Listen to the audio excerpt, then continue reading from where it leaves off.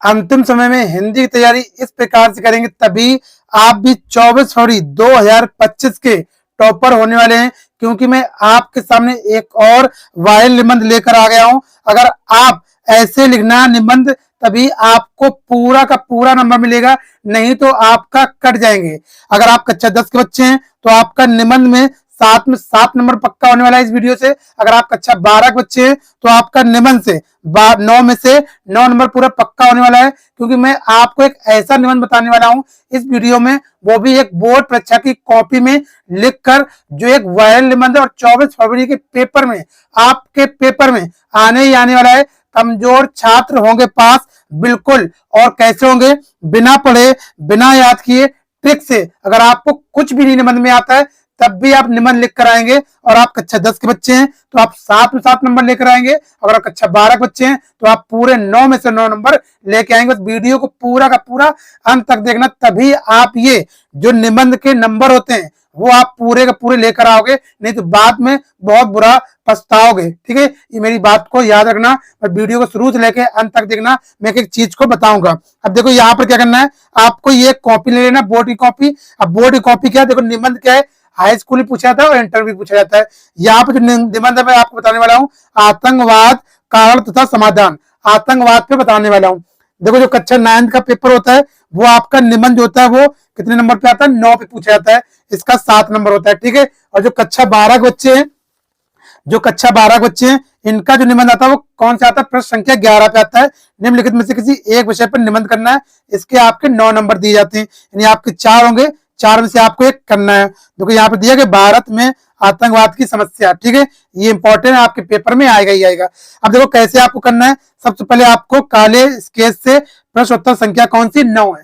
अगर 9 है कक्षा 10 के तो 9 डालेंगे, अगर 12 के तो यहाँ पे 11 डालेंगे।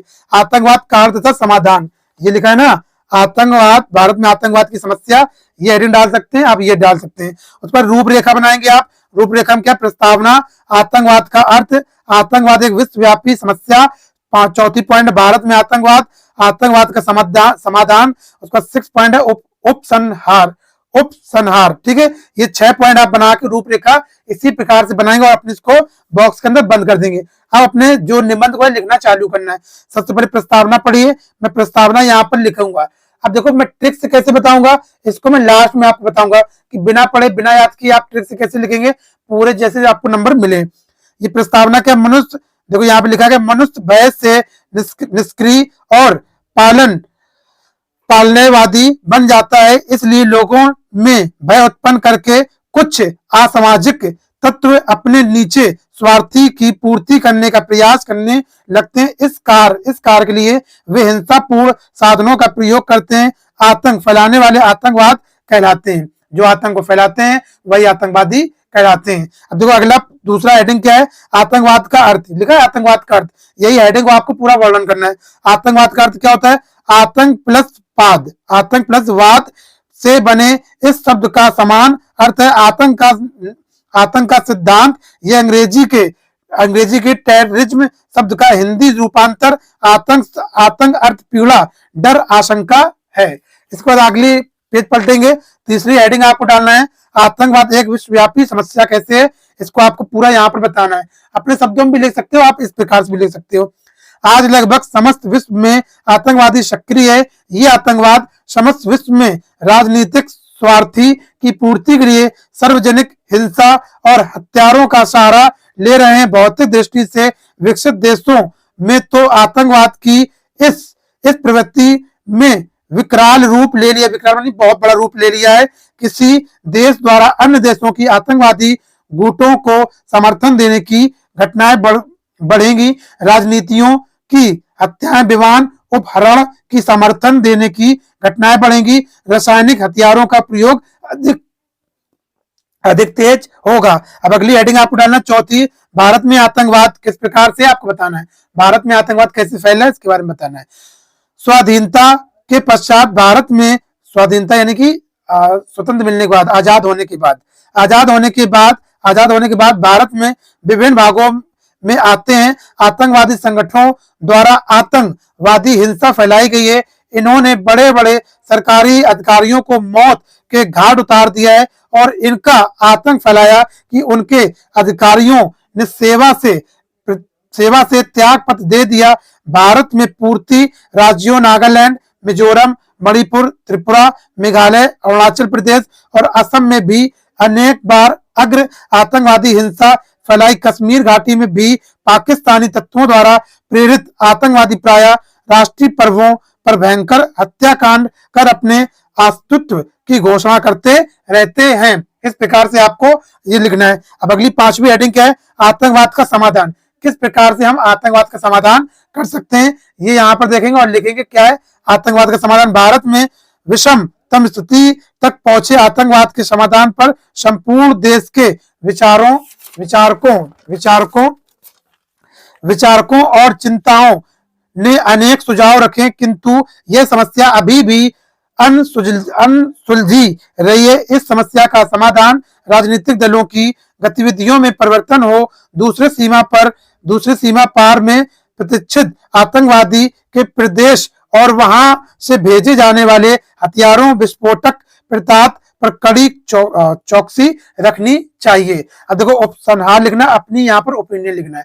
आप क्या चाहते हैं, आप कैसे आतंकवाद को कम कर सकते हैं उसके बारे में। यह एक विडंबना ही है कि महावीर बुद्ध, गुरु नानक और महात्मा गांधी जैसे महापुरुष ही जन्मभूमि पिछले दशकों से अधिक आबांत हो गई है। भारत के विभिन्न भागों में हो रही आतंकवादी गतिविधियों ने देश की एकता और अखंडता के लिए संकट उत्पन्न कर दिया है। भाई आतंकवादी फैल रही है तो ये देश के लिए क्या है, एक मुसीबत की घड़ी और एक अखंडता की, यानी कि क्या उनमें अखंडता और संकट का उत्पन्न कर दिया है। आतंकवाद का समूल नाश ही इस समस्या का समाधान है, यानी इसको पूरे तरीके से नाश कर देना चाहिए, खत्म कर देना चाहिए, तभी इसका समाधान निकलेगा। भारत सरकार द्वारा एक नया आतंकवाद विरोधक कानून लाया गया है। ठीक है, इस प्रकार से आप लिखेंगे, तभी आपके जो इसके क्या होते हैं निबंध के आपके पूरे 7 में 7 नंबर मिलेंगे और कक्षा 12 के तो आपको पूरे 9 में 9 नंबर मिलेंगे। ये तो बात हो गई जिन बच्चों को निबंध लिखना नहीं आता था। अब देखो जिन बच्चों को निबंध नहीं याद होता है उसको कैसे लिखना है। मान लो ये निबंध आपका पूछा गया है, ठीक है, और कक्षा 9 के बच्चे, पहले क्या है कक्षा जो 10 के बच्चे हैं वो देखें, जैसे कि मान लो ये आपने हेडिंग डाल दी, उस पर रूपरेखा बना दी और उसके बाद देखो आप क्या करना है, ये हेडिंग आपको याद करके जाना है। बस हेडिंग आप याद करके जाएंगे, बाकी देखो यहाँ पर जो क्या होते हैं आपको गद्यांश पद्यांश दिए जाते हैं। ये गद्यांश पद्यांश दिए गए, यही आपको थोड़ा थोड़ा करके हर एक हेडिंग में उतार देंगे। एक ये दिया गया बीच बीच से यहाँ तक, फिर यहाँ से यहाँ तक ऐसे उतार देंगे। बहुत सारे यहाँ पे दिए जाते हैं, ठीक है। ऐसे आप मान लो हेडिंग वाइज उतार देंगे तो आपको ये पूरा नंबर मिल जाएगा। ये क्या हो गया, ये तो हाई स्कूल का हो गया। अब देखते हैं कक्षा 12 के जो बच्चे होते हैं, कक्षा 12 का ये पेपर है, इसमें भी क्या होता है गद्यांश पद्यांश यहाँ पर दिए जाते हैं, ठीक है। गद्यांश पद्यांश ये वही बच्चे लगाएंगे जिनको कुछ नहीं पड़ा, जिनको याद ही नहीं होता है, वही बच्चे इस ट्रिक को लगाएंगे, नहीं तो नहीं लगाना है। बस ये पास होने का ट्रिक है, ठीक है, क्योंकि हमने कहा है कि कोई बच्चा फेल नहीं होगा।